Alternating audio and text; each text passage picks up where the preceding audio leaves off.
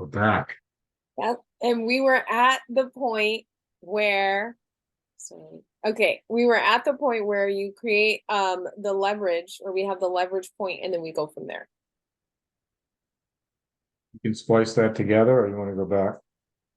I'm gonna splice it together Okay. right before I went like this. And so So I'll start talking about the leverage point from the beginning. Not the whole thing, but just yeah. okay, Yeah. go ahead. We're recording. So what we try to do as a mentor is to advise, strategically how to approach raising capital and getting investor ready. And part of that, if you're a brick and mortar business, you're a landscaping company, you're a sub shop, you don't have fancy AI technology or a lot of revenues. You may not be that attractive to investors. So what we advise and strategize is to create what we call leverage points or steps. And the leverage point is creating some type of and you call it a milestone. I call it a leverage point that you can spring off of so that you don't give up more equity in your company than you should potentially. So if it's at a point where you're a landscaping company, maybe you have a letter of intent or a contract with the city of Miami. Okay. Obviously that's a huge contract, but that would be a leverage point. Or a government contract. Any type of government, municipality, any of that. So I can go to the investor and I can say, look, we're a young company, we're in landscaping, but look, I have the city of Miami that I'm going to service. And that's impressive. It's for that particular business. Will it be for everybody? I know plenty of real estate investors that have millions of dollars to invest, and they wouldn't touch an equity investment or anything because that's what they do. So you wouldn't waste your time pitching and investing your time into a real estate investor if that's all they invest in. And it's the same with tech and AI. That's why a lot of the funds, it's very critical to know, they have their bylaws, what they invest in. And so they don't sway out of that. If they're investing in health and medical, they're not gonna invest in a landscape company, or they're not going to invest in oil and gas. And likewise, if you're a resource company in oil and gas and mining, you're not going to invest in health and wellness. That's your niche. That's your expertise. That's what you know. And that's what they feel comfortable in investing. And that carries over to personal investors too. We all have, you have industries that you like. I have industries that I like. And you feel comfortable in because you have, hopefully you have knowledge in that industry, either your products that they use. Maybe I really like Apple because I use their phone. I know their product. I know it's a good product. I know my friends have it. I know, I know an Apple computer. I have an Apple computer. So I know the products, and I feel more comfortable in that domain. And so that comes into play in knowing your investor too. And we have a whole module in the course on really drilling down on your stages of investment, where you're at, and the type of investor that you need to be targeting, which again is very important. We talked about industry, but also stage. Venture and high net worth investors will typically, angel investors invest in earlier stages. If I'm could you break down like this difference between the pre-seed, seed, series A, if you could kind of just briefly touch on that venture capital, kind of give them a little taste of what's in the program. So pre-seed, typically you're really a concept company. You come to the board, maybe you put together a team, you put together a team, you have a business model, you've done some of your homework, but you don't have any facilities, you don't have any products, you don't have any sales, and you don't have what we call an MVP, which is a minimum viable product. You could call it a prototype. You don't have anything that like these. I have one of them that this is going to be my product. I'm not mass producing it, but it's done. I know I can see out of it. I know it has hinges. And now I'm going to go, I want to take this to the next level and mass produce it. So this would be my minimum viable product. So then we move into seed stage investment where you've kind of reached that point where you have your minimum, or you're very, very, very close to it, or you have your minimum viable product. You may not have any sales at all, but you're right on the cusp of doing that. You're ready to launch into the marketplace.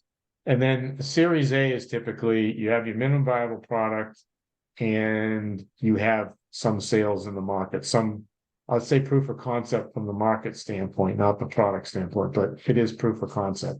So I've manufactured my product. I might be making these in my basement or my garage, right? I might not have a facility that makes them, and the price, I'm going to sell these now for, these are costing me $50 to make in my garage, and I'm selling them for $100. But with investment, I'm going to take these to China and I'm going to have them made for $10 instead of 50.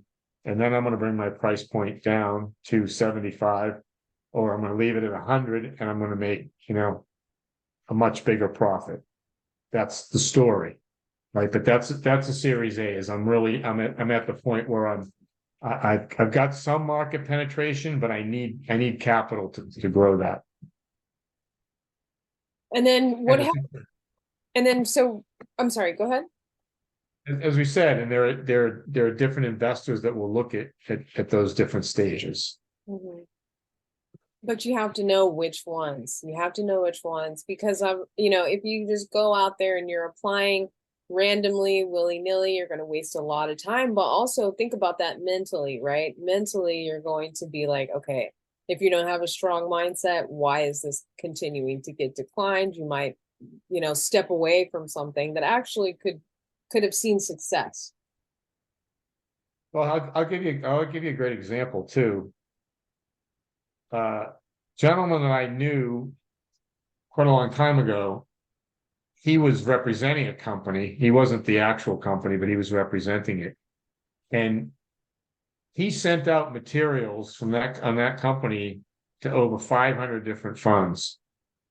And as you know, from your work and our work together, is in the capital market standpoint, that's the kiss of death, because funds, investment funds, institutional capital, they talk, and if they know a deal is being shopped to everyone, their brother, it really has an effect of watering it down and cheapening the deal. So that again is something that you don't want to do, and is a rookie mistake. It's a mistake that young entrepreneurs make, that more is better, and I'm going to flood the market, and if I get it to 500 people, it's all I need is one to like it. Well, that's true in terms of getting one to like it, but if it gets that appeal that it's being shopped to everybody and not someone special, then you'll never sell the deal. So it's important to be able to know the investor, that they invest in your industry, in your market, in the stage of your company, all of those things. And how long is the program going to be? So the program is 15 modules, and it's a work at your own pace program.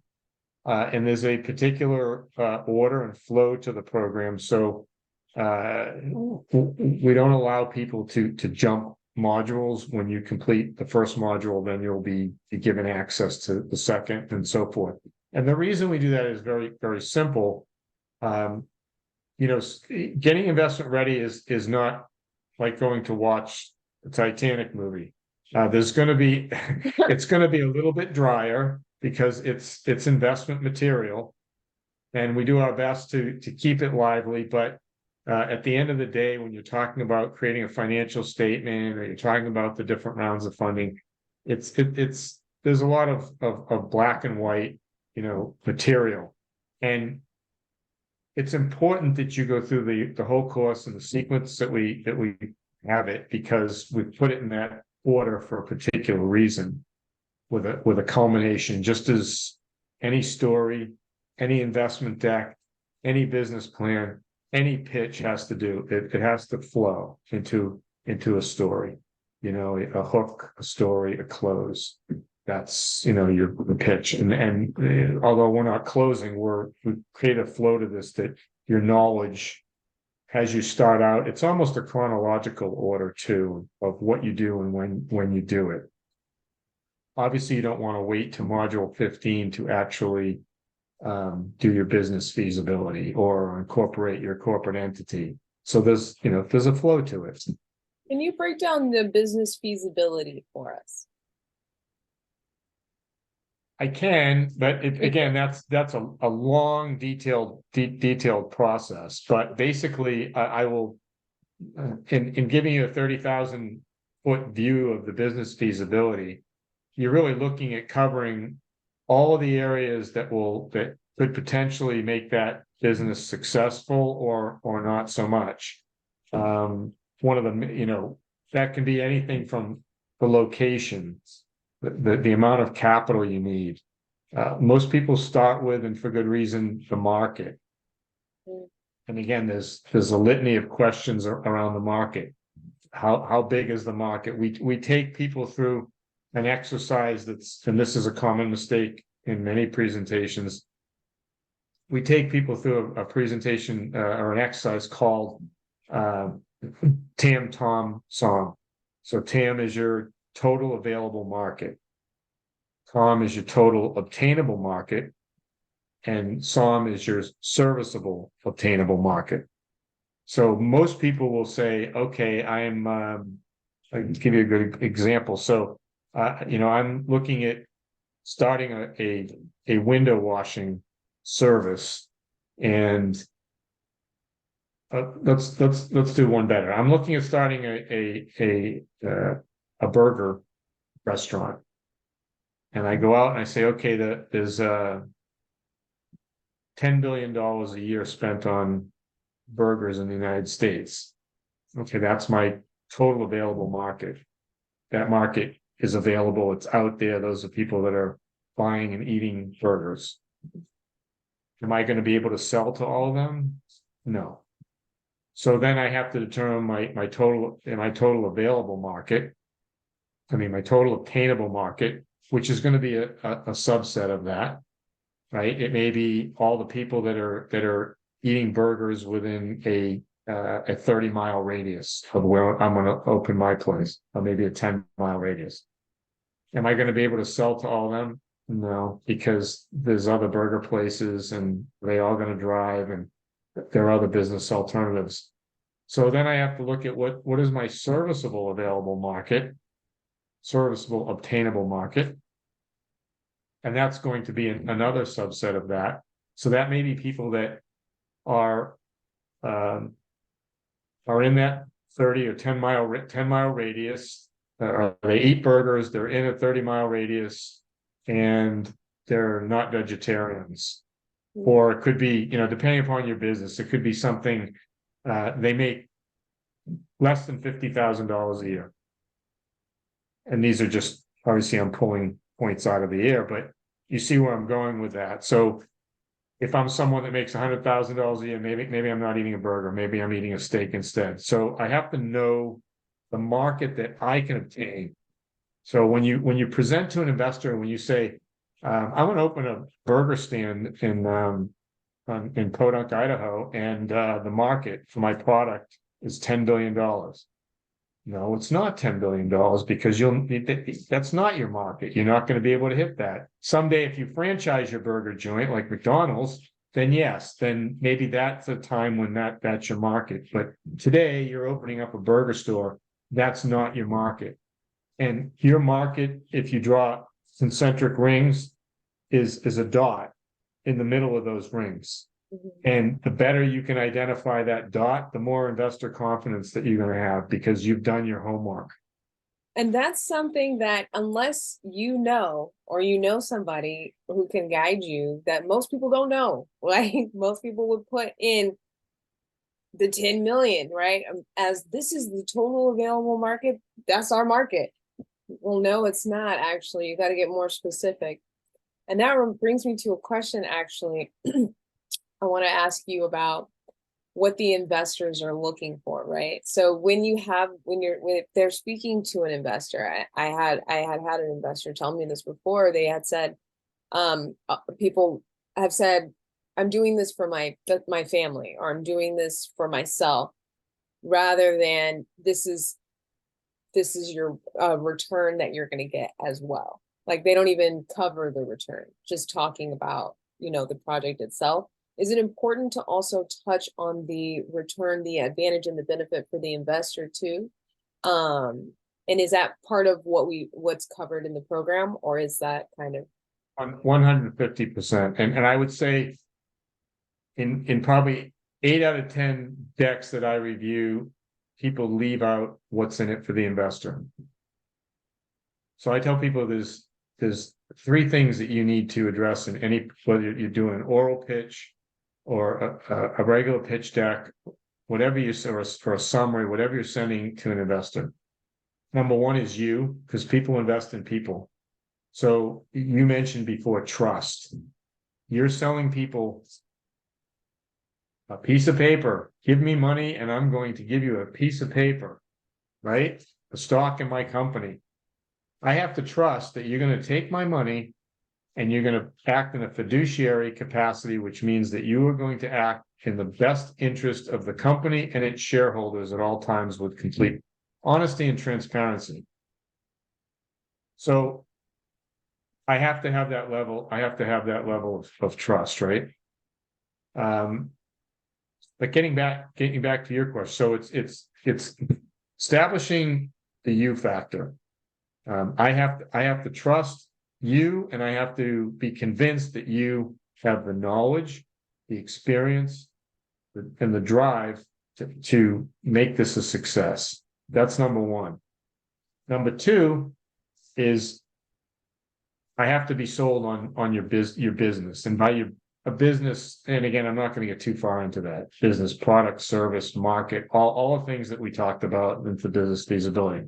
I have to believe that your business has an opportunity to be successful, that you have competitive advantages over other people that are doing it. That's number 2. And number 3, again, which gets left off so many times, is I'm selling you an investment. This piece of paper. What is this going to be worth? If I sell you this phone, it's tangible. I know what I'm getting. If I pay whatever $500 for this phone, I know I'm getting a phone I can use. I know what it does.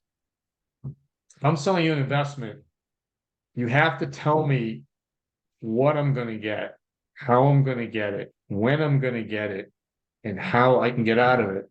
What's my exit? And is it going to be in stone? It's not a will, it's an anticipate, it's a plan, right? It's our intention, because we don't have crystal balls. We can't make a promise to an investor. You can never do that. That's why disclaimer language, again, when we get into the legalities and documentation, is always may, intend, anticipate. It's not will, can, because you don't know. You're projecting out into the future. So you're telling the investor what your plan is. Is it going to be cut in stone? No. Investor knows that, you know that. But it tells the investor that you've thought about this, that you've given it some thought. In other words, you have a company and the investor says, okay, I'm going to give you X amount of dollars to invest in this company, and I'm going to be a minority shareholder. So I can vote, but if you decide as the majority that you're going to, go in this direction. Right, you're going to sell your product only to one customer versus the whole market. I really have I don't have any say in that, because that's a management decision. So I'm a little bit helpless in that respect as an investor, right? So I have to trust that you're gonna manage my investment properly. And I want to know, because of that, how am I going to get how and when am I going to get my money out? I don't want to leave my money in your company for a lifetime. Maybe I do, but chances are that I probably, I may want to invest in other things. So I need to know how long, what do you see? When you look in your business crystal ball, what do you see is happening with this company? When do you see that there's a liquidity, an exit strategy? Am I going to, take the company public? Am I going to sell it to a bigger player? Am I going to be the acquire and acquire other smaller companies and build it up? Or, sell it to a private equity firm that's going to say, okay, here's $100 million, build 50 of them. Right. Does it happen like that? Maybe not, probably not. It all takes dips and turns, but at least the investor knows that you have a game plan, that you've given it some thought. And if you're honest, transparent, knowledgeable, all those things an investor is looking for, then we'll say, okay, you've done your homework. And if he's a sophisticated investor or fund, they know that, you can't project. You're lucky if you can project out a year with any accuracy. When you start getting into year 2, year 3, year 4, year 5, by the time you're out to year 5, nobody's even close. I mean, it's good to have, but things change in business and markets. COVID comes, wars come. Yeah. All different things happen to affect business. Well, I think that the most important pieces that women and entrepreneurs are going to take when they enter this program is definitely the wealth of knowledge, the access to you, access to the mentors and the education, the relationships, and the funding in the end as well. But also time, because time is really important to business owners and to entrepreneurs. So being able to save that time and like I said before, bounce ideas and collaborate. This is a perfect, ecosystem to be able to flourish and allow that to happen. Now, one of the toughest things is to get your arms around as an entrepreneur. And I know everybody is always on a budget, but one of the toughest things to do is to put a value on information. And I say that on experience, right? Because it's an intangible. It's like, again, I go back, if I pay $500, I have something I can touch and use. But if I'm paying you for your knowledge, what am I getting? I mean, I'm getting information. So it's sometimes tough for people to wrap their arms around. I can Google it. But, the internet has opened up a whole new arena of false experts, or everybody's people go on, they get a template to do a business plan, or they go on, and I'm not diminishing the value of being able to get information there. All I'm saying is that there's no substitute for experience and for I give the example of the golfer again. You can Google so many different things about golf, but is that as good as going out with a golf professional and spending an hour 2 to 3 times a week working on your swing, working on your putting, working on the dynamics? It's not even close. There's no comparison to doing that. So it's the same thing when you get in the trenches with a business strategist and an incubator, mentors like us, to be able to reduce that long curve of gaining knowledge in business and investment readiness, particularly. It's invaluable. I mean, if I could take a step back 30 years ago and have that access to that, I would always do that. It really is invaluable trying to do everything on your own. We get into this mindset of I can't afford it, or I'm going to do it on my own. But this is your business. This is your life. You have to take it serious. There's no playing around anymore, you know? If this is what you want to do, you're putting all of your effort into it, then you have to take it serious. And just, oh, I can Google, you can Google some things, but to get really, really in depth and to get those questions answered, and you can't Google the relationships, you can't Google that. So No. the experience getting in is super, super valuable. So, and to think about it like this, we are investing in ourselves. You're investing in yourself. Education is part of the growth. So to get into these spaces is absolutely just 100% win-win for anybody that can get into the program. And to your point on that, you and I have discussed, charging a fee for our course, and what that fee should be. And, it's people say, well, why, if you're looking to, to help underrepresented people, why don't you do a free course? And we do plenty of webinars and information and videos, but a comprehensive course where someone's required to sit down and commit to go through 15 modules, which is going to be, almost 20 plus hours of work, that they have to put in, taking notes, rewatching certain things to pick it all up. It's very important that people make that commitment that you spoke about. And the only way you truly make a commitment to something is when you have to put your own hard-earned money down to do it. And I found that out. You can, people know who Tony Robbins is, who there's a wealth of people out there that offer courses, and Tony Robbins is a billionaire. He doesn't need, your $49 or $349 for his course. But what he's found is that people that don't commit, that don't have skin in the game to do it, don't take it seriously. They don't show up sometimes, they don't take notes. It's like, oh, it's free. It doesn't have a lot of value. So that's a key component. Yeah, definitely. Well, and Ernest, is there anything else you want to add about the program, about getting investment ready for our female founders in 2024? Anything else we want to touch on before we go today? We're good for today.